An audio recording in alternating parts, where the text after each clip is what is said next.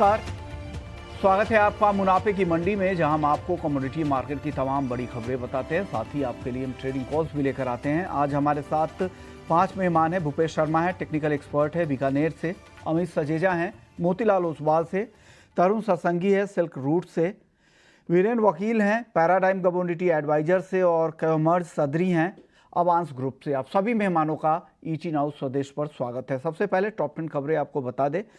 Gold और silver में आज अच्छी तेज़ी दिख रही है। जिस तरह से यहाँ पर बॉन्ड यील्ड और ये डॉलर इंडेक्स में आज नरमी दिख रही है, उससे भी यहाँ पर सपोर्ट दिख रहा है। कच्चा तेल लगातार तेज़ी का रुख है। यूएस में स्टॉक में भारी बढ़ोतरी हुई है और यूएस का जो उत्पादन है वो भी रिकॉर्ड स्तरों पर पहुंच चुका है। ब्रेंट क्रूड का भाव $87 के बेहद करीब है। नेचुरल गैस $277 के आसपास एमसीएक्स पर और नाइमेक्स पर $3.25 के करीब कारोबार कर रहा है। कॉपर $700 के ऊपर है। चीन में एक और राहत पैकेज की उम्मीद से यहाँ पर सपोर्ट मिल रहा है। जीरा 55,000 के ऊपर पहुँच चुका है भाव। अब त्योहारी मांग बढ़ने की उम्मीद से कीमतों को सपोर्ट मिल रहा है। हल्दी 13,000 के ऊपर 1% तक की तेजी। धनिया पर दबाव है, हल्की नरमी है 6,700 रुपये के नीचे। ग्वारसीड और ग्वारगम आज बेहद ही सीमित दायरे में कारोबार हो रहा है। ग्वारगम है 11,300 के आसपास और ग्वारसीड का वायदा है 5,550 के आसपास। चलिए, लेकिन सबसे पहले बात कर लेते हैं कच्चे तेल की, क्योंकि कच्चे तेल पर कई सारी अहम खबरें आई है। एक तो यूएस का जो उत्पादन है वो रिकॉर्ड लेवल पे पहुंच चुका है। 1.32 करोड़ रोजाना उत्पादन यूएस का हो चुका है। पिछले हफ्ते यूएस का जो क्रूड का स्टॉक था उसमें भारी बढ़ोतरी देखने को मिली और इसमें जो बढ़ोतरी आई है उसकी वजह यह है कि कम रिफाइनिंग और इंपोर्ट बढ़ने से क्रूड का स्टॉक बढ़ा है। सऊदी बाजार में स्थिरता लाने के लिए भी हर कदम उठाने को तैयार है और रूस ने भी इसकी तरफ से जो बयान आया है कि वो फ्यूल एक्सपोर्ट में राहत देने की सोच रहे हैं। सबसे पहले बीरेंद्र सर, क्या लग रहा है आपको, कच्चे तेल की चाल ये कैसी दिख रही है? क्या वापस से 90 के ऊपर ब्रेंट क्रूड का भाव जा सकता है? क्या यहाँ से तेजी आपको दिख रही है? फिलहाल एक तो इजराइल कॉन्फ्लिक्ट का थोड़ा रिस्क प्रीमियम उसमें आना चाहिए। दूसरी बात यह है कि अमेरिका की इन्वेंट्री तो काफ़ी लो है, 40 ईयर लो पे। बट जैसे आपने कहा, प्रोडक्शन रैंप अप हुआ है और ये रफ्तार से बढ़ेगा। शायद रिकाउंट आने वाले समय में बढ़ेंगे और शायद थोड़ा ऐसा भी लग रहा है कि वेनेजुएला अमेरिका के बीच कहीं समझौता होगा ऑयल को सैंक्शन के बारे में। दूसरा, रूस ने भी सी बॉर्न डीजल एक्सपोर्ट्स पे थोड़ा रिलैक्सेशन दिया है, वो भी थोड़ी अच्छी बात है। टेम्पररी ऐसा मान सकते हैं कि नाइमेक्स के हिसाब से क्रूड का रेंज 77 से लेके 85-88 होना चाहिए। ये इजराइल कॉन्फ्लिक्ट अगर बढ़ता है, एस्केलेट होता है, तो जरूर ये वापस 90 जाएगा। बट अब फिलहाल तो क्रूड वॉर कमोडिटी बनी हुई है। वहां से जिस तरह की खबरें आएंगी इजरायल और हमास युद्ध से, उसके हिसाब से क्रूड पर असर होगा। लेकिन जो स्थिति बन रही है कि सप्लाई बढ़ाने की लगातार कोशिश यूएस की हो रही है, वो रिकॉर्ड उत्पादन वहां पे हो रहा है। वेनेजुएला से बातचीत चल रही है, पाबंदी में ढील देने की तैयारी, सप्लाई बढ़ाने की तैयारी चल रही है। भूपेश जी, क्या करना चाहिए? कोई ट्रेड बताइए आज के लिए क्रूड में, किस तरह का, अगर ऑप्शन में कहां पर नजर रखें, कॉल खरीदें या पुट खरीदें आज?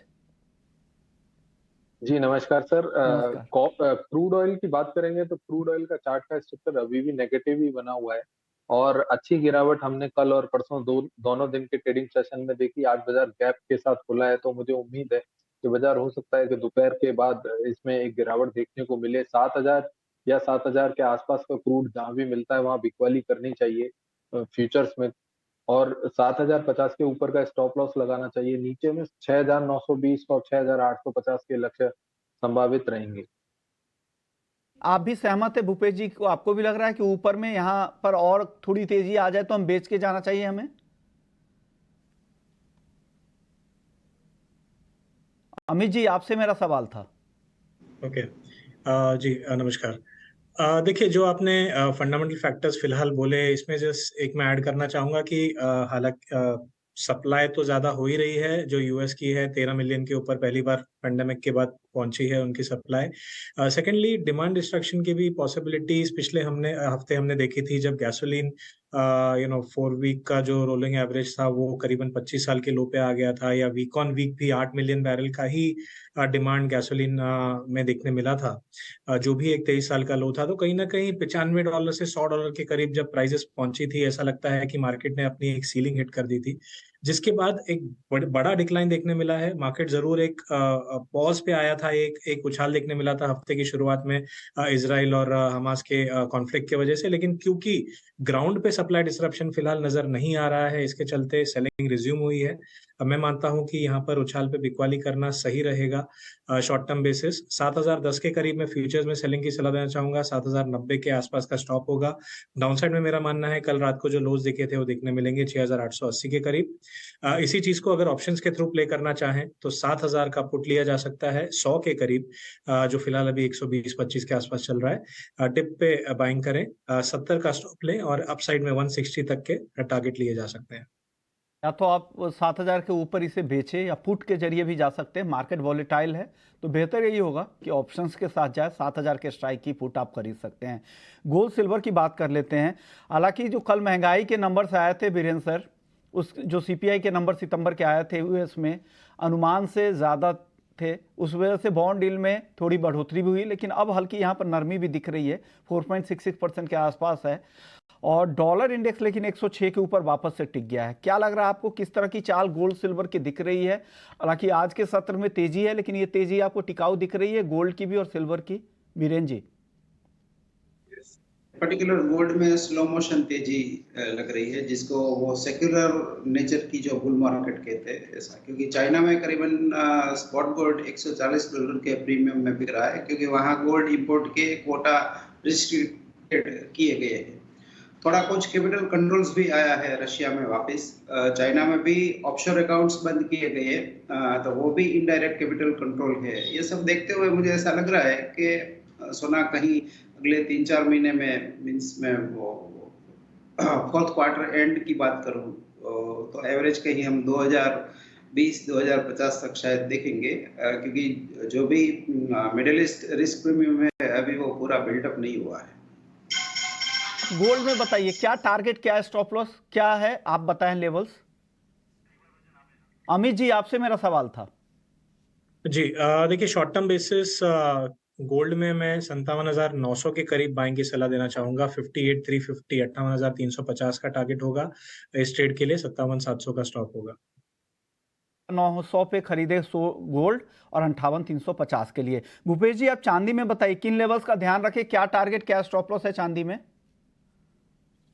जी, चांदी की बात करें तो अगर तुलनात्मक अध्ययन करें गोल्ड और सिल्वर का, तो मुझे लगता है कि सिल्वर का बाजार अगर रिलेटिव स्ट्रेंथ के हिसाब से देखा जाए तो काफी नेगेटिव है अभी। और मुझे लगता है कि 70,100 या 70,200 स्टेप रेजिस्टेंस इसका लगातार बना रहना चाहिए। ऊपर में सप्लाई आती रहेगी, इसलिए 70,000 के इर्द गिर्द कहीं भी चांदी मिलती है वहां बिकवाली करने की सलाह रहेगी, जिसमें 70,500 के स्ट्रिक्टली स्टॉप लॉसेस को फॉलो करना चाहिए। नीचे में मुझे उम्मीद है कि आने वाले समय में चांदी 69,000 के करीब और 68,000 के करीब देखने को मिलेगी। ये भी है चांदी का भूपेश जी का। भूपेश जी को लग रहा है कि 69,300 के आसपास आपको चांदी बेचें, नीचे 68,850 तक आ सकते। बेस मेटल्स की, बेस मेटल्स में आज लेड 4.25% ऊपर है, 186 रुपये 20 पैसे पे। कॉपर 700 रुपये के ऊपर है, हल्की तेजी। जिंक में भी हल्की तेजी है और एल्युमिनियम में भी। बीरेन सर कॉपर में बताइए, लगातार लोग खरीदारी की सलाह दे रहे थे, क्या अभी भी खरीदे या बेचे? आज क्या करना चाहिए कॉपर में?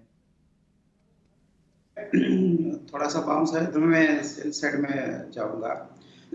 इसका जो सप्लाई है एलएमई का ब्याज बदला है, कंटेंगो 21 साल की हाई पे है। एक बड़ी कंपनी ने शायद 1 लाख टन समथिंग माल लिया है, जो आगे ब्याज बदले में जाएगा। तो मैं इसमें बाई साइड में कंफर्टेबल नहीं हूँ, और चाइना की जो हालात है डिमांड साइड के वो भी काफी कमजोर है। बीरेन जी की तरफ से आ रही है 705 रुपये में, 699 का टारगेट है। अमित जी आपकी सलाह क्या है कॉपर में बताइएगा। जी, देखिए ब्रॉडली उछाल पे बिकवाली की सलाह मैं भी देना चाहूँगा। मुझे लगता है कि overall short to medium term कमज़ोरी बरकरार रहेगी। चाइना के वापस आने के बाद हॉलिडेज़ से कुछ ख़ास उछाल देखने नहीं मिला है। मुझे लगता है शॉर्ट टर्म बेसिस 704 के करीब बिकवाली कर सकते हैं 709 के स्टॉप के साथ। डाउनसाइड में 696 तक के टारगेट लिए जा सकते हैं। जिंक भी कुछ दिनों से सुस्ती में है, 220 के आसपास है। क्या करना चाहिए जिंक में भूपेश जी? जिंक का बाजार सर 219 रुपए 80 पैसे के नीचे बेचना चाहिए, जिसका स्टॉप लॉस 221 रुपए 50 पैसे के ऊपर रहेगा। 218 और 17 के लक्ष्य रहेंगे। कॉटन की बात कर लेते हैं। सीएआई ने कॉटन उत्पादन का अनुमान बढ़ाकर 318 लाख गांठ कर दिया है। 2022 और 23 जो पिछला सीजन था, अब 1 अक्टूबर से नए सीजन की शुरुआत हो चुकी है। तरुण जी, क्या लग रहा है कॉटन को लेकर? क्या अनुमान है? किसानों ने शुरुआत में तो काफी कम सप्लाई की, अब उन्होंने काफी देरी की, उनको लगा कि ऊंचे भाव मिलेंगे, भाव तो उस तरह का मिला नहीं। आगे क्या लग रहा है कॉटन को लेकर? क्या आउटलुक है आपका?